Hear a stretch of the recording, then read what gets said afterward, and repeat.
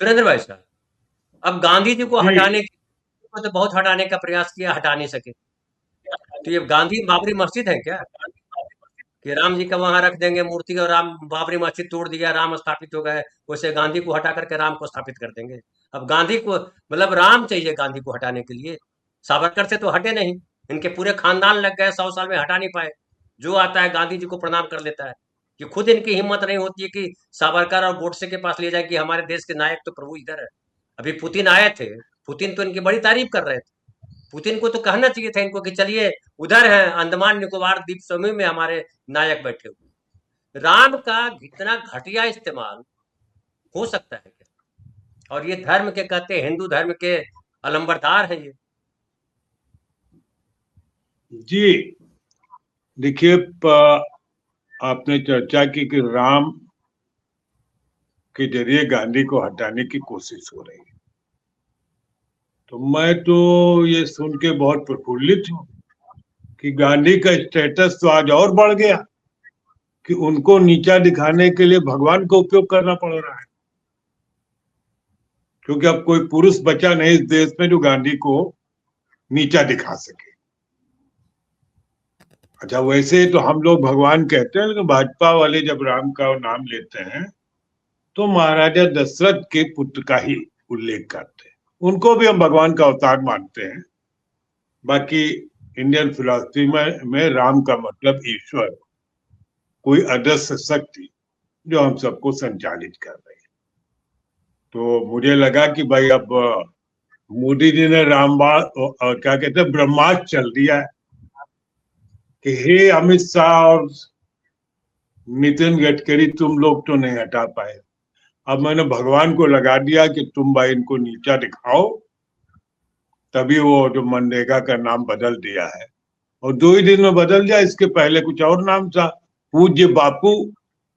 तो हो सकता है बापू ने जेल से संदेश भेजा हो कि हमारे नाम का दुरुपयोग न करें कृपया। हम जहाँ हैं हमको वही रहने दे, हमको बदनाम न करें। तो उनका चंद नाम बदल देते, अब हम सीधे भगवान को ले आते हैं। अभी आपने चर्चा की कब्र खोदने की। देखिए, कब्र खोदना एक मुहावरा है, और इस देश में सबसे चर्चित और सामान्य मुहावरों में, जन जन से के मुहावरों में, हम लोग आपस में एक दूसरे कहते हैं कि यार तुम अपनी ही कब्र खोदने में लगे हो, या ये कहते हैं कि भाई फला पार्टी जो है ऐसे काम कर रही है तो अपने कब्र खोद रही है। और आप कहते हैं कि साहब वो कांग्रेसियों ने कहा नहीं कहा, मैं इस पर जाता ही नहीं हूँ। और भाई कोई पॉलिटिकल पार्टी वाला अपने अपोनेंट की कब्र ही खोदेगा? वो उसके लिए कोई मतलब बड़ी बढ़िया बिल्डिंग थोड़ी बना के देगा। इज इज पॉलिटिकल अपोनेंट, इसमें कौन सी बात है? और ये नारा हम लोग दिन भर लगाते हैं सामान्य जीवन में। उससे ज्यादा मुझे आश्चर्य तब हुआ जब अपने किरण रिजिजू साहब पार्लियामेंट में कह रहे, बताइए 140 करोड़ के लोगों का नेता, दुनिया का सबसे ताकतवर नेता। अरे मैं तो बिल्कुल सराके में आ गया। हम कह रहे यार, इतना बड़ा ताकतवर नेता और एक मामूली से क्या कहते हैं मुहावरे से हिल गया कि कब्र खोद दे। क्या कोई किसी कब्र खोदता है?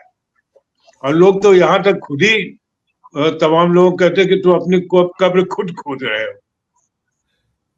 और भाजपा खुद अपनी कब्र खोद ही रही है, मोदी जी भी अपनी कब्र खोद रहे हैं। और आध्यात्मिक अर्थों में देखें तो हर आदमी अपनी कब्र खोदता है, क्योंकि अल्टीमेटली उसको वहीं जाना है। कहाँ कब्र खोदने में लग गए भाजपा वाले। लेकिन ठीक है, इनको रोने की आदत है, इनको कोई ना कोई बहाना चाहिए। जैसे वो एक कहावत है कि पत्नी तो उर्वशी बैठी थी, तब तक भैया आ गए,